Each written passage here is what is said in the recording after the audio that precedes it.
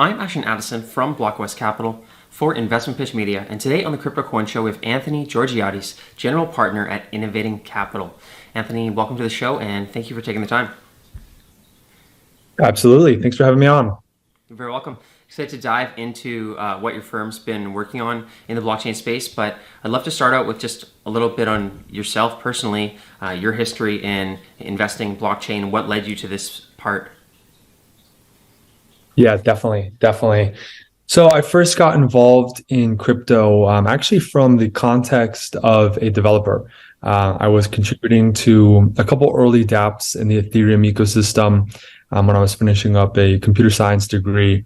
So I was an open source contributor to those applications. And that really kind of opened up the world for me as it pertains to really what Web3 is and what it can represent in the future. What token economics really mean, what these new types of digital economies can really become. So we launched Innovating Capital back in 2017 to really dive deep into the world of Web3. In particular, we really focus on the deep tech infrastructure side of things. So both layer 1 and layer 2 protocols, as well as off-chain infrastructure. A huge part of our thesis is predicated around being large network constituents.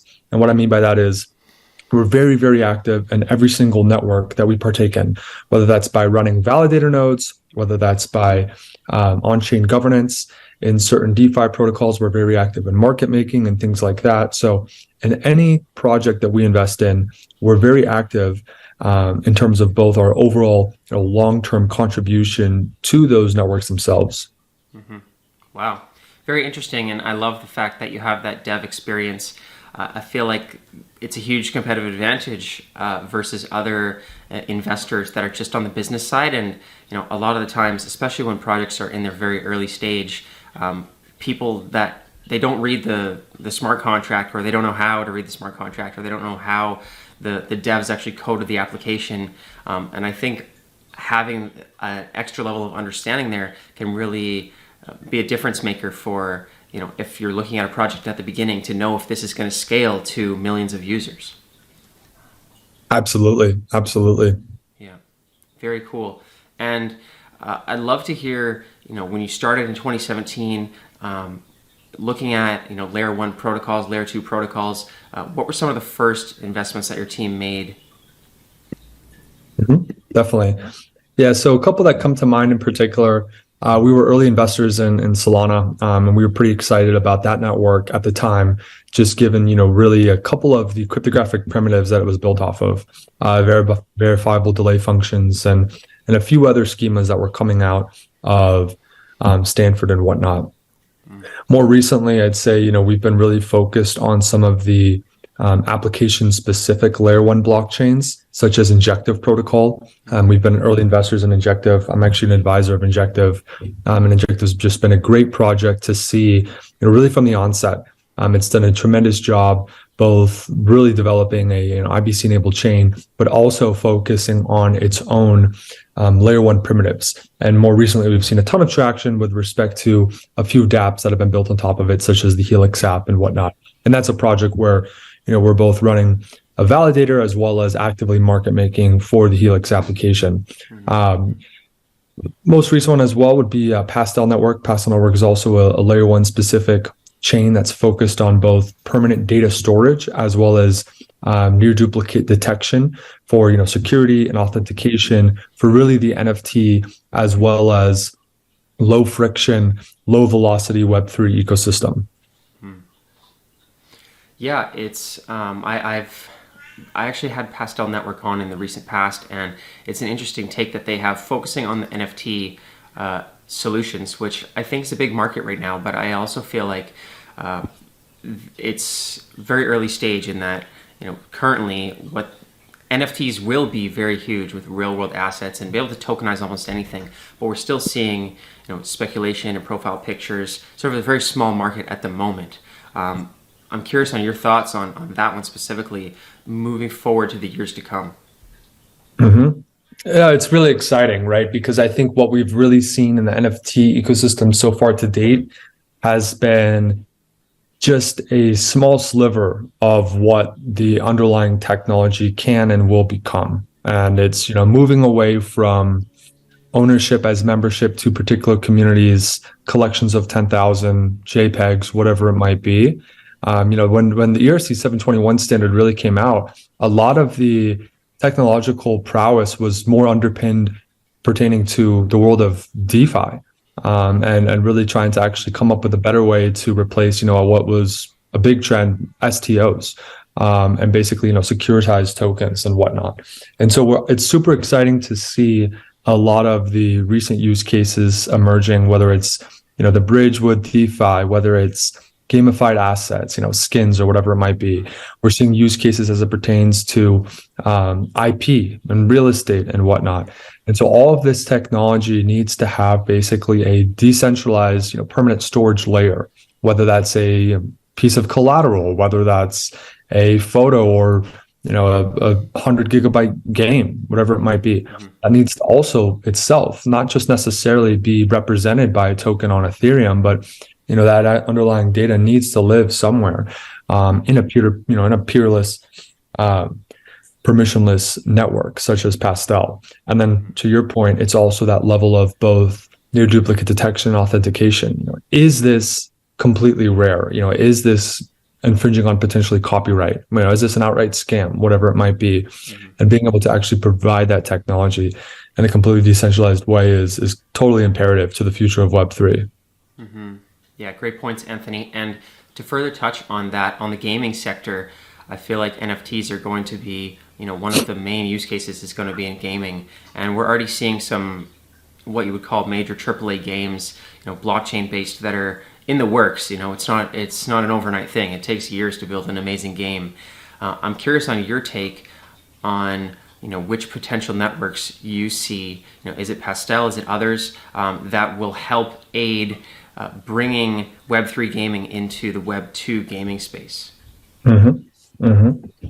So there's a couple sides of it. You obviously, when it comes to the world of gaming, a huge component that's key is the underlying network and community.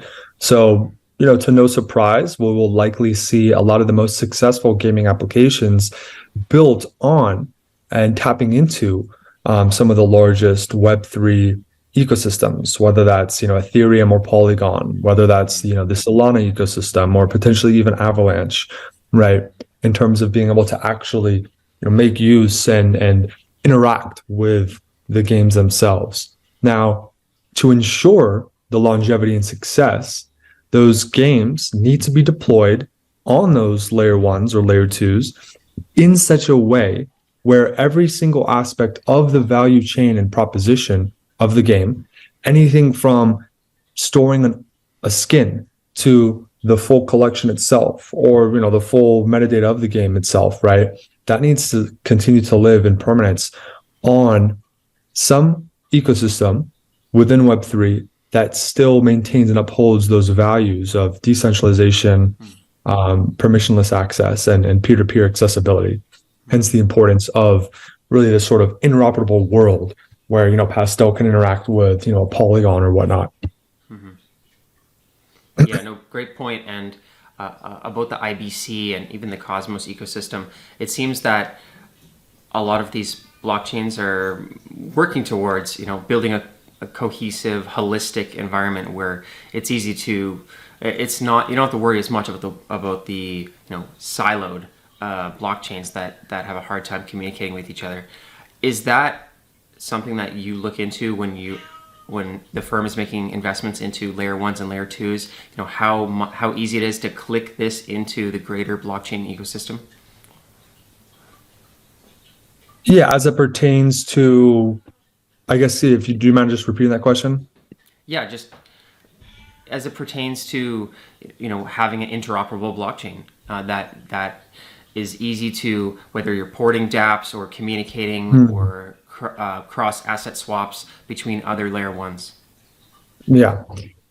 Interoperability is, a loaded term in terms of, really what it means. And there are a ton of quote unquote bridges that, promise the ability to both bridge, whether that's data or assets or tokens. And I'm sure you can understand why there are pros and cons to bridging each.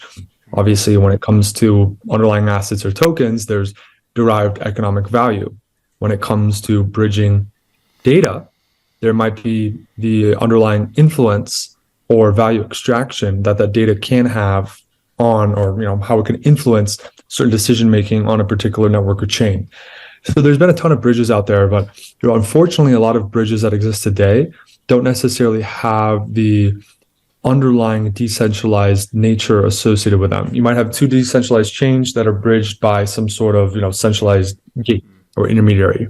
Yeah. The future of interoperability is the ability for these blockchains to communicate and interact in a completely decentralized way. You don't need some sort of centralized bridge to be able to, let's say, I'm going to lock up assets on this chain and burn them on the other one, or whatever it might be.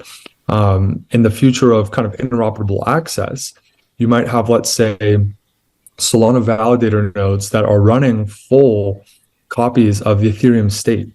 And then at that point in time, there are basically stateless transactions where, Solana is able to actually, via these validators, mint and burn data, tokens, assets, whatever it might be, on both chains in such a way that it's totally relayed in a way that it cannot necessarily be susceptible to centralized attacks or some of the shortcomings that we've seen so far.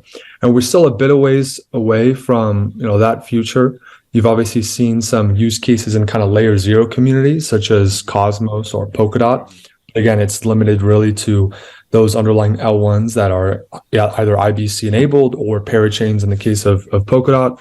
But it is exciting to see a lot of the work and progress that's being made so far. Yeah, no, great point, Anthony. And the bridges, there definitely are some flaws. One way or another, it seems that bridges keep getting hacked. Or there's a risk of exploiting it when you're moving a lot of assets across it, and maybe it's not fully decentralized. Maybe they haven't made it perfect. But on the other hand, those two that you mentioned there, Polkadot with the parachains and Cosmos with the IBC, I feel like they're moving it in the right direction. But it seems like the adoption of blockchains that are using bridges is just way more abundant than the IBC. If I know they've been working on these for years, but in the parachains in Polkadot, the marketing or the user adoption just hasn't picked up in that ecosystem. I think Cosmos IBC is doing pretty well as well, but I personally haven't spoken to a lot of people that are actually using applications inside of that ecosystem. I know that there are quite a few, but it's nowhere near Solana and Ethereum and Binance Smart Chain that are bridging the assets back and forth. What do you think about those ecosystems and the approach that they've made to interoperability, and will that take off eventually? Mm-hmm.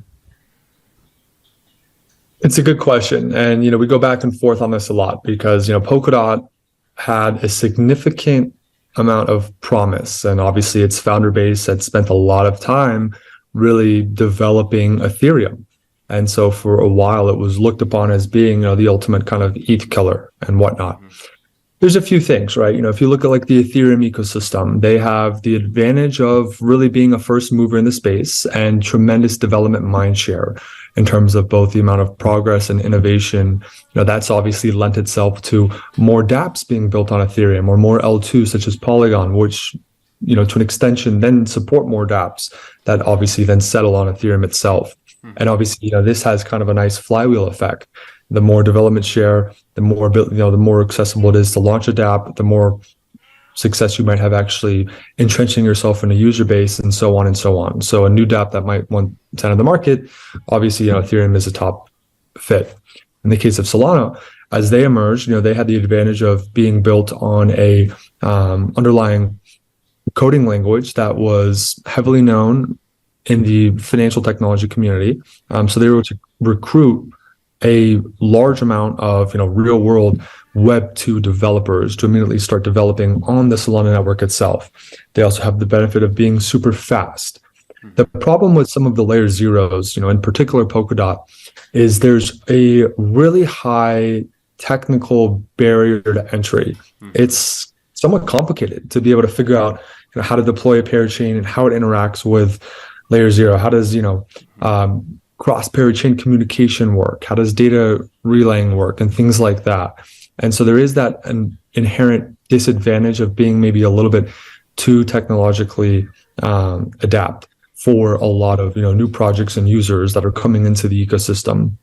The same can be said of Cosmos to an extent, but I think that they've done a better job of abstracting away a lot of that quote unquote challenge with nice SDKs or easily accessible gRPC calls and things like that. And they've also done a great job really marketing themselves to new dApps and communities and really bringing over a lot of projects into the IBC ecosystem, and not to mention the EVM component, which is an inherent advantage as well. Mm-hmm. Yeah, I agree, Anthony. And not even launching a parachain, but even just using the Polkadot wallet that the developers built, the Polkadot.js. It's like you almost have to be a JavaScript developer to figure out all the functionality and the user experience. It's compared to something like MetaMask or an easy to use interface for a wallet. I feel like that's going to be important for mainstream adoption. So I'm hoping that they push through because I like their projects, but I think that it needs to be more user friendly or something that allows more non-developers to get involved very easily and understand how it all works. So I'm looking forward to seeing how that plays out in the future. Now, we don't have a lot of time left, Anthony, but I want to look forward with Innovating Capital and what you and your team are looking for throughout the rest of this year and into next year. Is there anything specific in terms of new investments or catering to your current investments that's on the roadmap for the firm? Mm-hmm. It's been an exciting time. There's been just a ton of development progress. I got to be honest, in 2020, 2021, and even part of 2022, one of the biggest challenges that a lot of our projects had was finding and retaining developers, just with basically being a super hot market, and obviously being in kind of startup mode. Not a lot of these startups, contrary to what people might think about Web3, aren't as flush with cash as some of the traditional Web2 spaces. And you also have that kind of inherent risk of joining and jumping into the Web3 space, in terms of, a lot of development minds being somewhat risk averse to that. So I think we've seen a lot of that soften up, and that's been a huge advantage. People might say, all right, well, the market's been tough. There's been a lot of uncertainty, but one of the biggest advantages is that it's been a little bit easier now, and it's softened up in terms of the ability to both recruit and retain top talent in the space. And right now we're really hyper focused on assisting a lot of our projects in that effort, and that's been a huge area of focus of ours. Another area of focus has really been around refining the inherent business models of Web3, and a lot of people don't necessarily maybe intuit, or they might overlook what the actual underlying prominence and importance of a token economic model might look like. A lot of people get a little too focused on some of the DeFi analytics, like total value locked or LTVs or whatever it might be.